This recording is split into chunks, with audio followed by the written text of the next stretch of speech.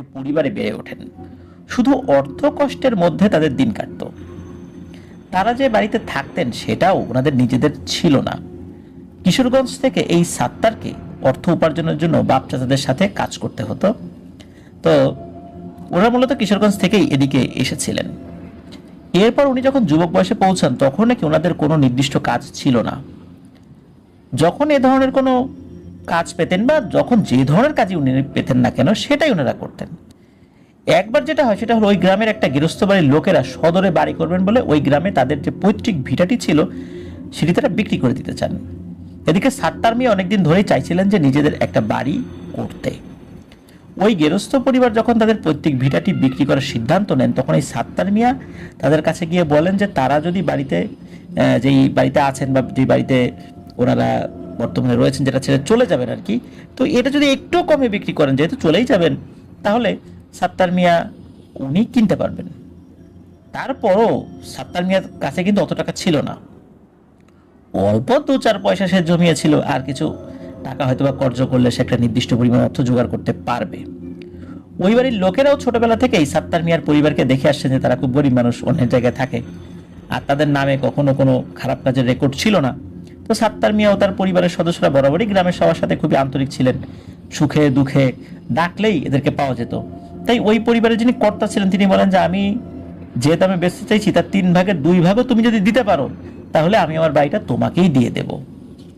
তখন এই সাত্তার মিয়া নিজের জমানো অল্প কিছু টাকা এবং কিস্তিতে আরো কিছু টাকা ধার দেনা করে গায়ে খেটে অনেক কষ্টে ওই নির্ধারিত মূল্যটা জোগাড় করেন। এরপর ওই বাড়ির কর্তা তার দেয়া কথা মতো সাত্তার মিয়ার কাছে তাদের পৈতৃক ভিটা বাড়িটি বিক্রি করে দেন। এরপরও বেশ কিছুদিন ওনারা ওখানে ছিলেন, মানে বিক্রি করার পরও বেশ কিছুদিন ওখানে ছিলেন। তারপর সদরে ওনাদের বাড়ি হয়ে গেলে ওনারা পুরোপুরিভাবে একদম চলে যান সেখানে। এরপর সাত্তার মিয়া ও তার পরিবার সেখানে বসবাস করতে শুরু করে। এইভাবে প্রায় বছরখানেক পার হয়ে যায়। এখন ওই বাড়িতে তাদের থাকতে কোনো অসুবিধা নেই, অন্যের বাড়িতে থাকতে হচ্ছে না, নিজের বাড়ি, ভালোই মানে অবস্থা ছিল আর কি তাদের ওই সময়টাতে। তো ওই বাড়িতে আলাদা করে কোনো পুকুর ছিল না। ওই বাড়িতে আগেও যারা থাকতেন তারা সহ আশেপাশের কয়েক বাড়ির মানুষ কিছুটা দূরে অন্য একটি পুকুর ব্যবহার করতেন। তো এতদিনে সাত্তার মিয়াও বেশ কিছু ধার কর্জ পরিশোধ করে ফেলেছেন। অবস্থার আগের থেকেও একটু উন্নতি হয়েছে। উনি যে বাড়িটি কিনেছিলেন সেখানে ঘরের পেছনে পর্যাপ্ত অনেকটাই জায়গা ছিল, যেখানে বাঁশঝাড় এবং অন্যান্য ঝোপ জঙ্গল হয়েছিল। সাত্তার মিয়া চিন্তা করেন যে ওখানে ছোট করে একটা পুকুর কাটা যেতে পারে, এতে করে আর পানির প্রয়োজনের জন্য অত দূরে যেতে হবে না। তবে উনি মাপঝোপ করে দেখলেন যে পুকুর কাটলে সেটার কিছুটা অংশ ওনার প্রতিবেশীর জায়গার মধ্যেও চলে যেতে পারে। তখন উনি এবং ওনার প্রতিবেশী দুজন মিলে বিষয়টা নিয়ে আলাপ আলোচনা করেন। যেহেতু ওনার যে প্রতিবেশী ছিল ওনারাও চিন্তা করেন যেহেতু তাদেরও পানির প্রয়োজনে বিভিন্ন জায়গায় যেতে হয়, অনেক দূরে যেতে হয়, এর থেকে ভালো যে বাড়ির পাশে যে একটা পুকুর থাকে মন্দ কি, তারাও সম্মতি দেন। এরপর পরিকল্পনা হয় নির্দিষ্ট দিনে পুকুর কাটার কাজ শুরু হবে। পরিকল্পনা মাফিক ওই দিন সকালবেলা কয়েকজন মজুর সহ এই সাত্তার মিয়া নিজে এবং ওনার পরিবারের কয়েকজন সদস্য মিলে পুকুর কাটার কাজে নেমে পড়েন।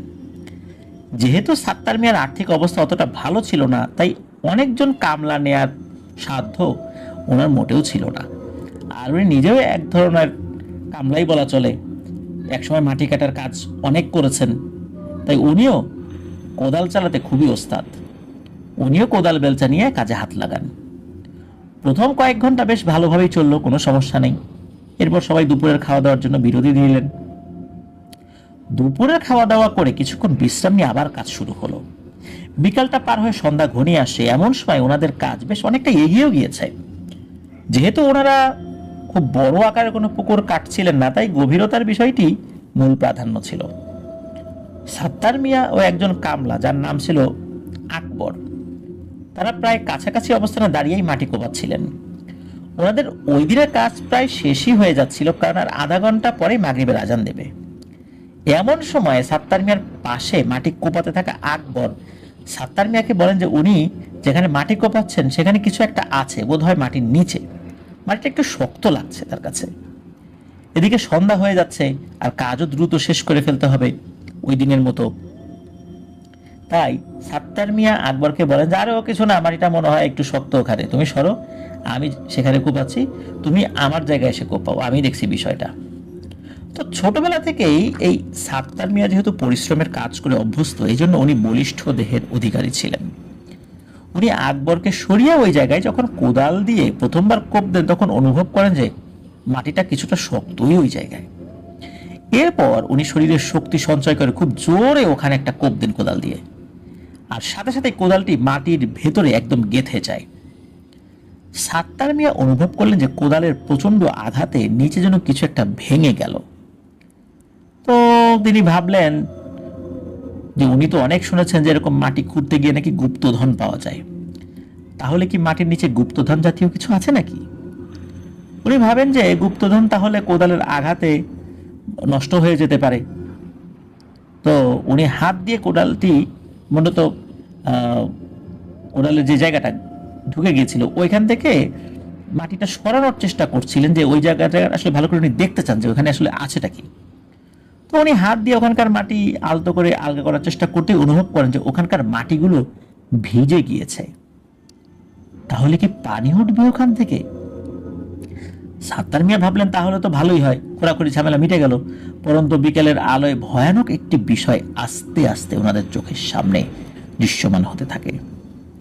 সাত্তার মিয়া যে জায়গাটাতে মাটি ভিজে উঠতে দেখেছিলেন, সেখান থেকে গল গল করে রক্তের ধারা বের হয়ে আসতে থাকে।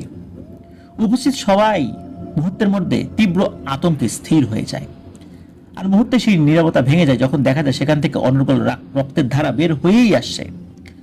ওখানে থাকা সবাই চিৎকার চেঁচামেচি করতে থাকে, যে যেভাবে পারে হাতের সবকিছু ওখানে ফেলে উপরে ওঠার চেষ্টায় ব্যস্ত হয়ে পড়েছে, কারণ মাটি তো বেশ অনেকটা খুলে ফেলেছেন সবাই। সাত্তার মিয়াও খুব ভয় পেয়েছিলেন। উনি একবার বলার চেষ্টা করছিলেন যে হয়তো মাটির নিচে কোনো একটা প্রাণী আছে, তার শরীরে আঘাত লেগে হয়তো রক্ত বের হচ্ছে, কিন্তু ওনার কথা কেউ কানেই নেয় না। এক পর্যায়ে উনিও দ্রুত উপরে উঠে আসতে থাকেন। ওনাদের এতজনের একসাথে চিৎকার চেঁচামেচি শুনে আশেপাশের বাড়ির আরো কিছু লোকজন এসে উপস্থিত হয়। সবাই দেখেন যে যেখানে ওনারা খোঁড়াখুড়ি করছিলেন সেই জায়গাটা কালচে লাল রক্তে ডুবে আছে। কারোর বুঝতে বাকি থাকে না যে এটা একটা অদ্ভুত ও অলৌকিক ঘটনা হতে পারে। সবাই তো খুবই আতঙ্কিত হয়ে পড়েন।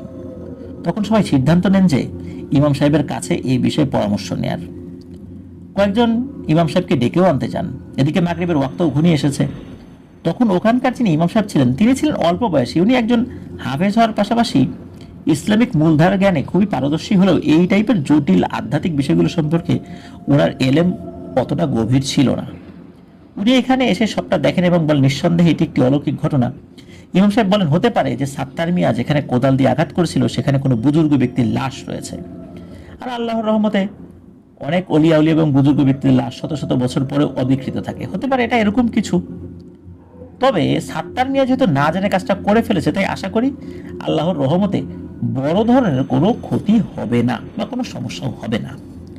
ইমাম সাহেব পরামর্শ দেন যে যেহেতু এখন অন্ধকার হয়ে যাচ্ছে, ওই জায়গাটা আপাতত এইভাবেই থাক, কাল সকালে খুব দ্রুত এই জায়গাটা আগের মতো ভরাট করে দেওয়াই ভালো। সাত্তার মিয়া যদিও ইমাম সাহেবের কথা শুনে কিছুটা নিরাশ হয়েছিলেন, তবে ওনার মধ্যে একটা ভয় কাজ করছিল, তাই উনি আর অমত করলেন না। সবাই মিলে ঠিক করলেন যে আগামী দিন সকালে জায়গাটা আবার পূর্বের ন্যায় ভরাট করে দেওয়া হবে, এবং ইমাম সাহেব বললেন যে উনি এসে এখানে কিছু দোয়া করে যাবেন। তারপর সবাই ওখান থেকে চলেও যান। পরদিন পূর্ব পরিকল্পনা মাফিক সাত্তার মিয়া ও আরো বেশ কয়েকজন দ্রুত হাত চালিয়ে জায়গাটি ভরাট করার কাজ শুরু করেন। প্রথমে ওনারা উপর থেকে মাটিগুলো বেলচা দিয়ে গর্তের মধ্যে ফেলতে থাকেন, কিন্তু অদ্ভুত বিষয় হলো প্রায় প্রথম আধা ঘন্টা থেকে 1 ঘন্টা ওনারা এই গর্তের মধ্যে যে মাটি ফেললেন সেগুলো মনে হলো ওই রক্তের মধ্যেই তলিয়ে গেল। উল্লেখ্য, সকালবেলা ওনারা যখন কাজ শুরু করেছিলেন তখন ওনারা গতকাল সন্ধ্যায় ওখানে যতটা রক্ত যেভাবে দেখে গিয়েছেন ঠিক সেভাবেই ছিল।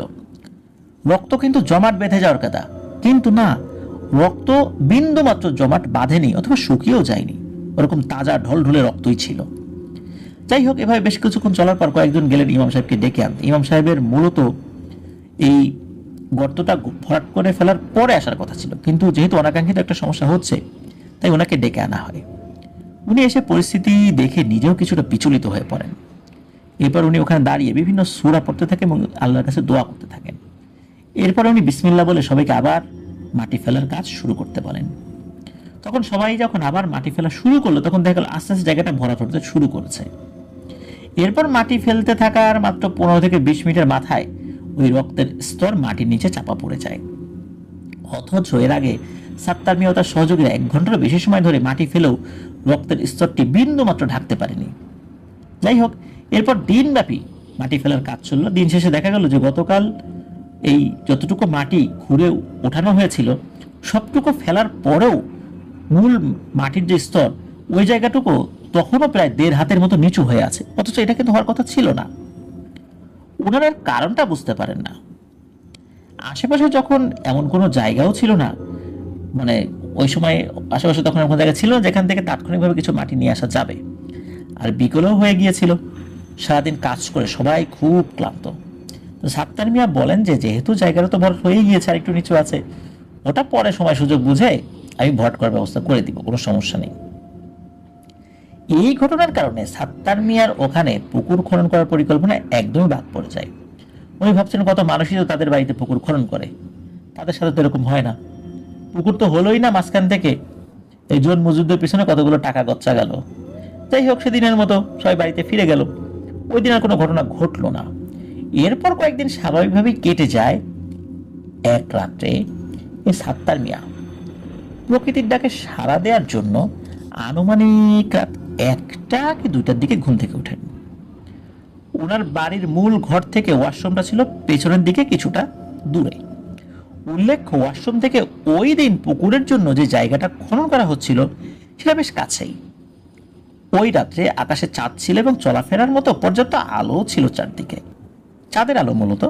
তো সাত্তার মিয়া এক মনে হাঁটছেন, এমন সময় হঠাৎ করে উনি কি এক ভয়ানক বিষয় দেখে থমকে দাঁড়িয়ে যান। চাঁদের আবছা আলোয় সাত্তার মিয়া দেখেন যে ওয়াশরুম থেকে কয়েক হাত দূরে ওনার যাওয়ার পথের উপর একটি দানবীয় অবয়ব দাঁড়িয়ে আছে। অবয়বটির উচ্চতা আনুমানিক প্রায় 10 ফুটের মতো। অবয়বটি মানুষের মতো 2 পায়ে ভর করে দাঁড়িয়ে থাকলেও সাত্তার মিয়া বুঝতে পারছিলেন যে সেটি শারীরিক বৈশিষ্ট্য অনেকটা ঘোড়ার মতো, মানে ওটা শারীরিক বৈশিষ্ট্য ঘোড়ার মতো দেখতে আর কি। তো তার হাত ও পাগুলো ঘোড়ার খুরের মতো এবং খুবই পেশিবহুল, আর সেটির মাথাটিও ঘোড়ার মতো লম্বা। অন্ধকারে অবয়বটির চোখ দুটো জ্বলজ্বল করছিল। অবয়বটি অদ্ভুত এক গম্ভীর স্বরে সাত্তার মিয়ারকে উদ্দেশ্য করে বলে ওঠে, সাত্তার, কাজটা তুই একদম ঠিক করলি না, বড় ভুল করে ফেললি তুই। তোর ক্ষতি আমি করব, কিন্তু তোকে একদম জানে মেরে ফেলবো না। আর তোদের কারণে আমি যে কষ্ট পেয়েছি একই রকম কষ্ট তোদেরকে আমি দিব। শীঘ্রই তোরা বুঝতে পারবি যে তোদের কারণে আমি যে কষ্ট পেয়েছি সেটা কেমন ছিল। এদিকে সাত্তার মিয়ার তো এই অবয়বটিকে দেখে ভয় প্রায় অজ্ঞান হওয়ার মতো অবস্থা। এরপর অবয়বটির মুখ থেকে এসব কথা শুনে সাত্তার মিয়া আর সজ্ঞানে থাকতে পারেন না। উনি জোরে চিৎকার করে জ্ঞান হারিয়ে মাটিতে পড়ে যান। উনি যেহেতু তখনও বাড়ি থেকে খুব বেশি দূরে যান নাই, তাই ওনার চিৎকার শুনে বাড়ির লোকদের ঘুম ভেঙে যায়। সবাই আলো নিয়ে তাড়াতাড়ি বাইরে বের হয়ে এসে দেখে যে সাত্তার মিয়া অজ্ঞান হয়ে মাটিতে লুটিয়ে পড়ে আছেন। তখন সবাই মিলে তাকে ধরাধরি করে বাড়ির ভেতরে নিয়ে যান। বেশ অনেকক্ষণ ধরে বিভিন্ন প্রাথমিক চিকিৎসা পদ্ধতি প্রয়োগ করার পরও সাত্তার মিয়ার জ্ঞান ফেরে না। রাত অনেক হয়ে গেছে, এদিকে ফজরের আজানের সময় হয়ে গিয়েছে। মানে অনেকক্ষণ ধরে কিন্তু তাকে জ্ঞান ফেরানোর চেষ্টা করা হয়েছিল, মানে তার উপর এই জ্ঞান ফেরানোর চেষ্টা প্রয়োগ করা হয়েছিল, কিন্তু সফল হয় নাই বাড়ির লোকজন। তো একদম ফজরের আজান যখন দেবে দেবে ভাব, তখন সাত্তার মিয়ার জ্ঞান ফেরত আসে। জ্ঞান ফেরার পর দীর্ঘক্ষণ উনি কোনো কথাই বলতে পারছিলেন না, কিন্তু ওনার চেহারায় ভয়ের ছাপ ছিল স্পষ্ট। বাড়ির মুরব্বীরা সাত্তার মিয়াকে দোয়া দুরুদ পরে ফু দিতে থাকেন। আস্তে আস্তে সাত্তার মিয়া স্বাভাবিক হন। তখন সবাই ওনাকে জিজ্ঞেস করে যে কি হয়েছিল। উনি সবাইকে বিস্তারিত বলেন যে কাল রাতে ওয়াশরুমে যাওয়ার সময় উনি কি দেখেছিলেন। সাত্তার মিয়া ওনার অভিজ্ঞতা বলছিলেন ঠিকই, কিন্তু উনি নিজেও তখনও বিষয়টা খুব একটা ভালোভাবে বুঝতে পারেন নাই যে আসলে হলোটা কি। তখন উপস্থিত সবাই অনেকে বলেন যে আগে তো আশেপাশে এমন কোনো কিছু দেখা আমরা পাই নাই, রাত বিরেতে আমরাও তো মাঝে মধ্যে চলাফেরা করি। যতটুকু মনে হচ্ছে যে ওই পুকুর কাটতে গিয়ে যে অস্বাভাবিক ব্যাপারটা ঘটেছিল এইটার সাথে হয়তো তোমার গত রাতের ঘটনার কোনো যোগসূত্র থাকলেও থাকতে পারে। তবে অনেকে আবার বলেন যে আরে এত জটিল করে ভাবার আছেটা কি, ইমাম সাহেব তো বলেই দিয়ে গেলেন যে পুকুর কাটার ওই বিষয়টা নিয়ে আর কোনো সমস্যা হবে না। রাত বেরোতে আশেপাশে তো কত কিছুই থাকে, হয়তো বা সাত্তার ওদের চলাফেরার পথে ব্যাঘাত ঘটিয়েছে অথবা বিরক্ত করেছে, তাই ওকে একটু ভয় দেখিয়েছে, এটা এমন কিছু না। এ নিয়ে এত মাথা ঘামানোর তো কিছু নাই। তো তো সবার মুখে এ ধরনের মিশ্র প্রতিক্রিয়া শুনে সাত্তারের পরিবারের সদস্যরা বিষয়টাকে খুব একটা গুরুতরভাবে নেয় নাই। বেলা বাড়ার সাথে সাথেই সাত্তার মিয়া আস্তে আস্তে সম্পূর্ণ স্বাভাবিক হয়ে যান। কিন্তু বিপত্তি বাধে অন্যখানে। ওনাদের পরিবারে তখন ওনার ছোট ভাইয়ের 8 মাস বয়সী ফুটফুটে একটি কন্যা সন্তান ছিল। দুপুরে খাওয়া দাওয়ার পর তার মা যখন তাকে কোলে নিয়ে ঘুম পাড়াচ্ছেন, তখন তিনি লক্ষ্য করেন যে বাচ্চা মেয়েটার শরীর কিছুটা গরম। উনি বুঝতে পারেন যে বাচ্চাটার শরীরে জ্বর হয়েছে। তবে বাচ্চাদের ক্ষেত্রে তো এটা স্বাভাবিক, তাই উনি আর এই বিষয়টা নিয়ে খুব একটা ভাবনা চিন্তা করেন না। কিন্তু সন্ধ্যা হলে যখন অন্ধকার নামে, তখন ওই বাচ্চাটা হঠাৎ করে চিৎকার করে কান্নাকাটি শুরু করে দেয়। বাচ্চাটার মা ভাবেন যে বাচ্চাটার কি জ্বর বেড়ে গেল নাকি। উনি বাচ্চার শরীরে হাত দিয়ে দেখেন যে শরীরের তাপমাত্রা কিন্তু স্বাভাবিকই বলা চলে। তাহলে বাচ্চাটা কান্না কেন করছে এভাবে? সবাই বিভিন্নভাবে বাচ্চাটার মনোরঞ্জন করার চেষ্টা করেন, কিন্তু বাচ্চাটার কান্না কিছুতেই থামে না। কান্না করতে করতে তার চোখ মুখ লাল হয়ে যেতে থাকে। তখন সাত্তার মিয়ার মনে পড়ে যে গতকাল রাতে ওই অভাবটা ওনাকে কি বলেছিল। তখন উনি সবাইকে বলেন নিশ্চয়ই এখানে কোথাও একটা ঝামেলা আছে, যত দ্রুত সম্ভব ইমাম সাহেবকে খবর দিতে হবে, তা না হলে বাচ্চাটার কোনো একটা ক্ষতি হয়ে যেতে পারে। তখন কয়েকজন মিলে ইমাম সাহেবকে খবর দিতে যান। ইমাম সাহেব সবেমাত্র মাগরিবের নামাজ আদায় করে বসেছেন। এমন সময় যারা ওনাকে খবর দিতে গিয়েছিলেন তারা ওনাকে বাচ্চাটির কথা জানাতেই উনি এক মুহূর্ত দেরি না করে সাথে সাথে বের হয়ে যান। উনি কিন্তু গতকাল রাতে সাত্তার মিয়ার সাথে কি ঘটনা ঘটেছে সেই বিষয়ে কিছুই জানতেন না। ওনাদের বাড়িতে ইমাম সাহেব সব কিছু শোনেন, মানে ওনাদের বাড়িতে আসার পরে আর কি সব বিষয়ে বিস্তারিত জানলেন। এবার উনি বলেন যে যে বিষয়ে আমি খুব একটা অভিজ্ঞ নই সেই বিষয়ে আমি কিভাবে নিশ্চিত করে বলি বলেন, যে এখানে নিশ্চয়ই কোনো একটা সমস্যা হয়েছে। তবে আমার এতটুকু মনে হচ্ছে এবং আমি নিশ্চিত যে আপনার পুকুর খুঁড়তে গিয়ে যে একটা ঘটনা ঘটেছিল, ওই যে রক্ত উঠেছিল, ওখান থেকে মূলত এই সমস্যার সূত্রপাত হয়েছে। এমন কিছু তো একটা ঘটেছে যেটা আমি কোনোভাবে বুঝতে পারছি না। তবে আমি যতটুকু বলছি তাতে মনে হচ্ছে ওর উপর কোনো কিছুর আসর হয়েছে। আমি আমার জানা যতটুকু এলেম আছে তা দিয়ে সাধারণত চেষ্টা করছি। আল্লাহ তাআলা চাইলে এতে হয়তো বা কিছু সময়ের জন্য বাচ্চাটাকে সুরক্ষিত রাখা যেতে পারে, কিন্তু দীর্ঘমেয়াদী সমস্যার সমাধান এটা না। এই বিষয়টি নিয়ে কাল সকালে আমি আমার উস্তাদের কাছে যাব, সাথে আপনারাও কয়েকজন আমার সাথে যাবেন। আশা করি উনি আমাদের সাহায্য করতে পারবেন ইনশাল্লাহ। এই শুনে সাত্তার মিয়া তার পরিবারের সদস্যরা একটু আশার আলো দেখতে পান। ইমাম সাহেব জানান যে ওনার ওস্তাদের তো অনেক বয়স হয়ে গিয়েছে, ভালোভাবে হাঁটাচলাও করতে পারেন না, চোখেও ভালো দেখেন না। আর ওনাদের গ্রাম থেকে ওই ওস্তাদের বাড়ি আরো অনেকটা দূরে, একদম প্রত্যন্ত এলাকায়। তাই সকাল সকালে কিন্তু বের হয়ে যেতে পারে, মানে ফজরের পরপরই। সবাই এই প্রস্তাবে রাজি হন এবং ইমাম সাহেব প্রাথমিক কিছু ঝাড়ফুঁক করে ওই সময়ের মতো বিদায় নেন। ওই রাত তো ওভাবেই কেটে যায়। পরদিন খুব সকাল সকাল ইমাম সাহেবের সাথে সাত্তার মিয়া এবং আরো কয়েকজন লোক ওই ওস্তাদের বাড়িতে যাওয়ার উদ্দেশ্যে রওনা হয়ে যান। ওই সময় ওই এলাকার পথেঘাটের অবস্থা কিন্তু একদম খারাপ ছিল। যেতে যেতে ইমাম সাহেব, সাত্তার মিয়া এবং অন্যদের বেশ অনেকটা সময় লাগে। আর ওই যে ওস্তাদ, ওই ওস্তাদ হুজুরের গ্রামের সবাই জানেন যে ওই ওস্তাদ হুজুরের সাথে অনেক আগে থেকেই 11 জন শক্তিশালী পরহেজগার জিন রয়েছে, মানে ওই ওস্তাদের কাছে। তাদের ওই ওস্তাদ হুজুর অনেক জটিল সমস্যার সমাধান একটা সময় করেছেন, কিন্তু এখন উনি আর এই ধরনের কাজগুলো করেন না বার্ধক্যের কারণে। তবে ইমাম সাহেব যেহেতু ওনার ছাত্র, তাই অনুরোধ করলে হয়তোবা হুজুর এটা সমাধান করার জন্য রাজি হলেও হতে পারেন। বেশ অনেকটা পথ পাড়ি দিয়ে ওনারা অবশেষে সেই ওস্তাদ হুজুরের বাড়িতে গিয়ে পৌঁছান। অনেকদিন পর ইমাম সাহেবকে দেখে ওস্তাদ হুজুর খুবই খুশি হন, কারণ ইমাম সাহেব ওনার খুব প্রিয় একজন ছাত্র ছিলেন। তো সাধারণত যেটা হয়, এত বছর পর ওস্তাদ শিষ্যের দেখা হয়েছে, তারা নিজেদের সাথে কিছু আলাপ আলোচনা শেষ করে তখন আসল বিষয়ে কথা বলা শুরু করেন, যে কি উদ্দেশ্যে মূলত ওনারা এখানে এসেছেন। তখন ইমাম সাহেব ওনাকে সব বিষয় খুলে বলেন, যে পুকুর কাটতে গিয়ে রক্ত ওঠার ঘটনা থেকে শুরু করে নিয়ে বাচ্চা মেয়েটির অসুস্থ হয়ে পড়া পর্যন্ত বিস্তারিতভাবে সবকিছু খুলে বলেন। এই সময়ে এক মুহূর্তের জন্য ওই ওস্তাদ হুজুর চিন্তামগ্ন হয়ে পড়েন। এরপর উনি বলেন, তুমি তো জানো যে এখন আমি তো এইসব কাজ আর করি না, করতে পারিও না, বয়স হয়ে গেছে। এগুলো কাজ করতে গেলেও রাত জাগতে হয়, অনেক ধকল আছে, এই বয়সে এসে আর পারি না। তবে আমি বুঝতে পারছি যে দ্রুত কিছু একটা করা না গেলে ওই ছোট্ট শিশুটির প্রাণে নিশ্চয়ই বড় ধরনের সংশয় সৃষ্টি হবে, বা প্রাণ সংশয় হবে, মারা যাবে। তোমরা আজ বাড়িতে ফেরত যাও, কাল সকালে আবার এসো, আমি দেখি কোনো তথ্য নিতে পারি কিনা, আর কিছু করতে পারি কিনা। তখন ইমাম সাহেব বলেন যে ওনারা তো অনেক দূর থেকে এসেছেন, রাতটা যদি এখানে কোথাও থাকার বন্দোবস্ত করা হতো ভালো হতো, আবার যাব আবার ফেরত আসবো, অনেক কষ্টসাধ্য ব্যাপার।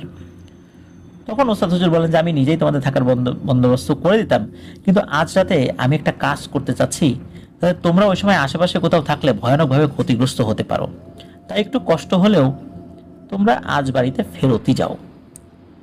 এরপর উনি ইমাম সাহেবকে একপাশে ডেকে নেন এবং কিছুক্ষণ একান্তে কথাবার্তা বলেন। এরপর উনি এসে সাত্তার মিয়া সহ উপস্থিত বাকিদের উদ্দেশ্য করে বলেন যে আমি ওকে কিছু তদবির বুঝিয়ে দিলাম, আজও যদি অন্ধকার হওয়ার পর তোমাদের বাচ্চাটার কোনো সমস্যা হয় তাহলে তাকে সাথে সাথেই ডাক দিও, মানে এই ইমাম সাহেবকে ডাক দিও। এরপর সবাই ওস্তাদ হুজুরের বাড়ি থেকে বিদায় নেন। সাত্তার মিয়াদের বাড়িতে ফিরতে ফিরতে বেশ অনেকটাই সময় হয়ে যাবে, তবে সন্ধ্যার আগে ফেরত এসেছিলেন। ওনারা ইমাম সাহেবকে ওই রাতে ওনাদের বাড়িতে থাকতেই অনুরোধ করেন, যেহেতু বাচ্চাটার এমন একটা সমস্যা হওয়ায় আর একটা বিপদ হলেও হতে পারে, একটা চিন্তা তো ছিলই। তো পরের দিন সকালবেলা সবাই ওই উস্তাদের বাড়িতে যাবেন, মানে যেতে হবে। সার্বিক পরিস্থিতি বিবেচনা করে ইমাম সাহেবও আর না করেন না, তবে ওই রাতে আর বাচ্চাটির কোনো সমস্যা হয়নি।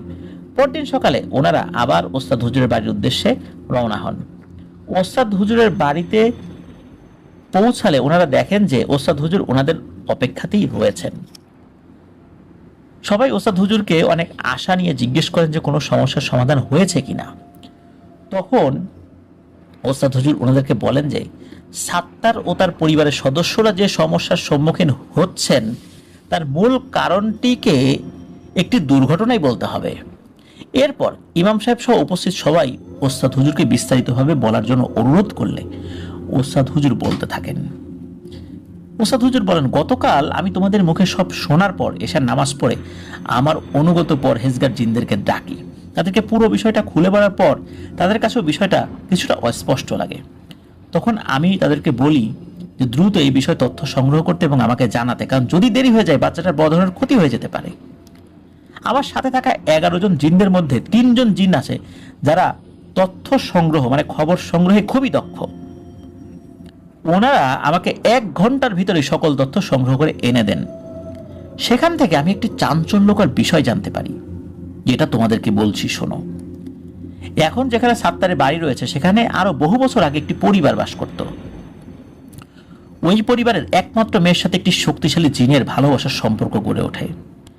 জিনটি খুবই শক্তিশালী হলেও কোনো খারাপ জিন ছিল না। একটি সুদর্শন পুরুষের রূপ ধরে মেয়েটির কাছে আসতো এবং কখনোই তার আসল রূপ প্রকাশ করত না। তবে সে যে জিন জাতির সেটা কিন্তু কখনো মেয়েটির থেকে সে গোপন করেনি। সে সুদর্শন পুরুষের বেশে আসলেও ওই মেয়েটি জানতো সে জিন। এক পর্যায়ে সে মেয়েটিকে বিয়ের প্রস্তাব দেয়। মেয়েটি সে প্রস্তাবে রাজি হলেও তার পরিবার বিষয়টিকে খুব একটা ভালোভাবে দেখেনি। এরপর ওই দিনটি বাধ্য হয়ে মানে ওই জিনটি বাধ্য হয়ে ওই মেয়েটির অভিভাবকদেরকে ভয় ভীতি প্রদর্শন করতে থাকে, যারা এই বিয়েতে রাজি ছিল না।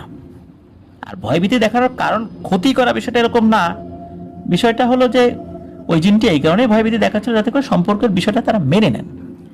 এক পর্যায়ে বিভিন্ন ঝামেলার পর তারা বিষয়টিকে মেনে নিলেও তাদের একটা দাবি ছিল যে তাদের মেয়েকে কখনোই ওই জিনটি তার জগতে নিয়ে যেতে পারবে না।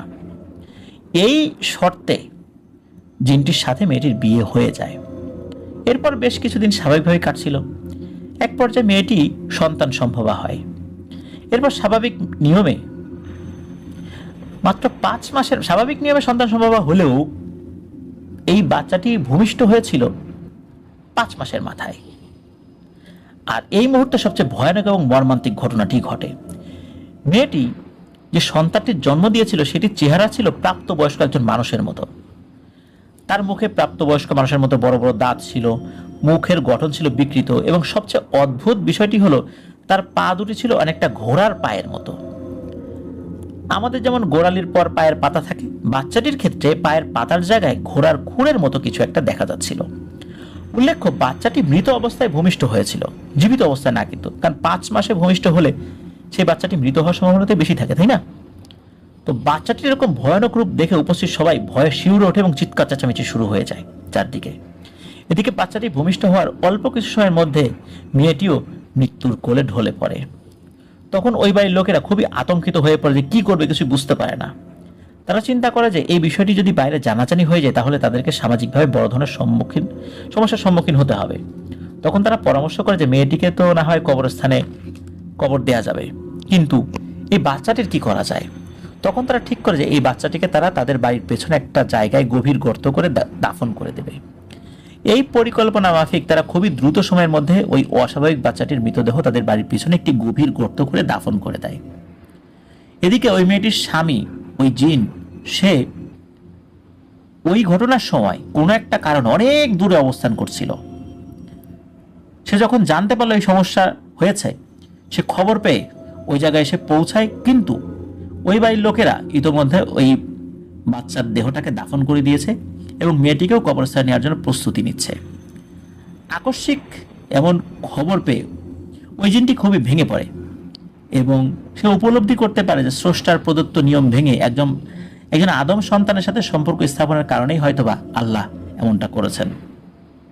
সবচেয়ে তার খারাপ লাগে তার বাচ্চাটির জন্য, কারণ ওই স্থানে পৌঁছানোর আগেই ওই মেয়েটির বাড়ির লোকেরা বাচ্চাটিকে দাফন করে দিয়েছিল।